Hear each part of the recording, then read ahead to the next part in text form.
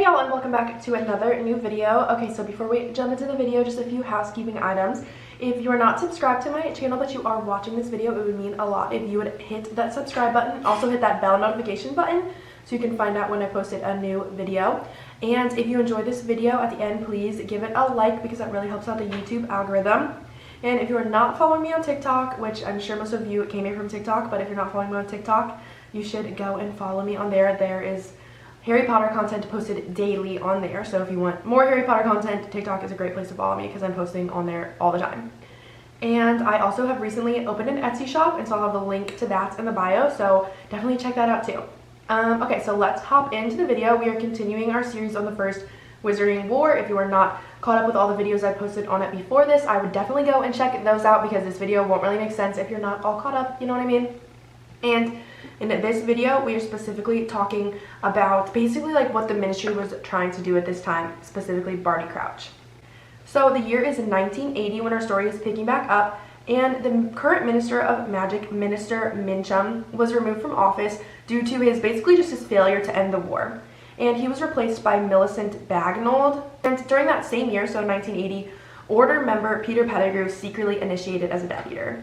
And so he did this because he was afraid of Voldemort, and he truly believed that nothing good could come from resisting it. He felt like Voldemort was bound to win the war in the end, so he might as well save his own skin and join the side that he thought was going to win sooner rather than later to basically ensure that he didn't die. And he began feeding information of the Order of the Phoenix's movements to Voldemort, so becoming a double agent in the wrong way. And lots of Order members were suspicious of each other. They knew that someone must be feeding information because basically their plots were getting foiled. And actually, Sirius Black even suspected Remus Lupin of being a spy. So even like best friends were turning against each other. And Sirius suspected Lupin because Lupin frequently went undercover among Voldemort's werewolf allies. And so Sirius, like the Order knew that he was doing this, but Sirius maybe suspected like, what if he's a double agent? So friends were even turning against each other. And in that group photo that was taken in July of 1981, no one actually suspected that Peter was going to be the one to betray them. He was very just considered average. He wasn't really, no one really thought he was the spy. And so due to info received from Peter, the Death Eaters were actually able to systematically kill off members of the Order.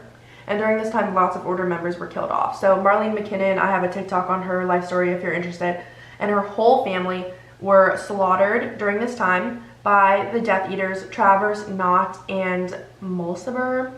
And also Edgar Bones, his wife, and their entire family. So this is Susan Bones' family. So their entire family, aside from Susan and her aunt, were killed by Death Eaters during this time. They were killed by Thorfinn Ravel and Fenrir Greyback. And Death Eater Antonin Dolohov killed Gideon and Fabian Pruitt. These are Molly Weasley's brothers at this time as well. So lots of Order members are being killed. Dorcas, I'm not sure, was killed by Voldemort himself, and Caradak, I'm sorry, I know I don't say names right, Dearborn also disappeared and was never found, and so he is presumed to be dead.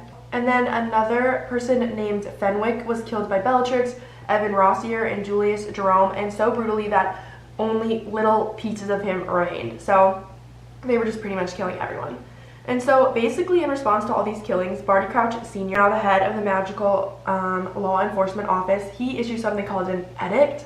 And basically what this is that it is kind of like a new law, but basically what it is it gives the Ministry Aurors permission to employ the unforgivable curses against Voldemort's supporters. And this is like a new thing. Aurors weren't allowed to use the unforgivable curses before this.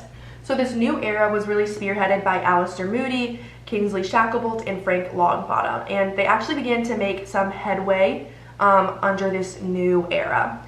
And first they focused on the giants, so many giants were killed with the killing curse, and entire tribes were actually wiped out, and survivors were forced to go into hiding. And they targeted the giants because the giants were on Voldemort's side, and obviously they can be very destructive because they're so gigantic.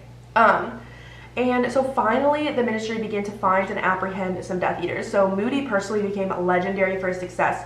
He arrested many supporters of Voldemort during this time, including Igor Karkaroff. He killed Evan Rossier because he resisted arrest. Like, Moody was really fair and really just tried to focus on arresting, but Evan Rossier did resist arrest to a point where Moody did actually go ahead and kill him. And this is the fight that he lost that chunk of his nose in, was in this fight with Evan Rossier. So Death Eaters Antonin Dolohov and Corbin Yaxley were also captured and imprisoned by Aurors, not Mad Eye Moody, but other Aurors. But Voldemort himself still remains untouchable. And one part of this is because no one actually knew where he is. He was pretty well hidden, which is very common of like evil leaders in real history as well.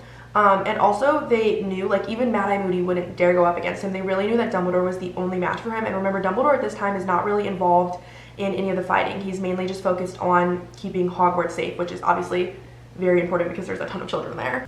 And so that is actually where you're going to end the video today, and I really hope you guys enjoyed, and if you did, it would mean a lot to me if you would give this video a like and leave me a comment down below. Tell me what holiday do you celebrate? Like, do you celebrate Christmas? Do you celebrate Hanukkah? What holiday do you celebrate, or do you not celebrate any holiday during this time? And until next time, bye y'all.